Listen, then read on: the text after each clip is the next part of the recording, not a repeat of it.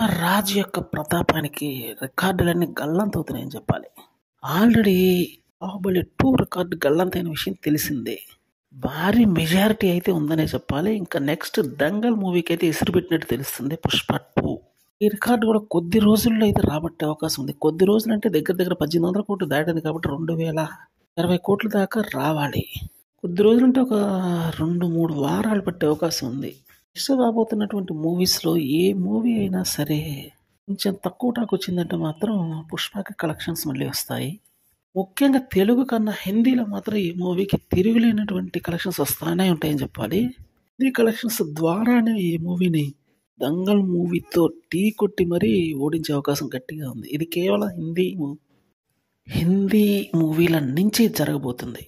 Hindi audience మాత్రం ఈ మూవీని ఎక్కడికో తీసుకెళ్తూనే ఉన్నారు, తీసుకెళ్తుంటారు కూడా. అంత అద్భుతంగా నచ్చింది వాళ్ళకి. అందుకని ఏది ఏమైనప్పటికీ ఈ మూవీ మీద అంచనాలు ఎక్కువగా ఉన్నాయి కాబట్టే దంగల్ మూవీని రికార్డుని అయితే బ్రేక్ చేస్తుందని చెప్పాలి. ఇది అతిపెద్ద రికార్డు ఇండియాలో.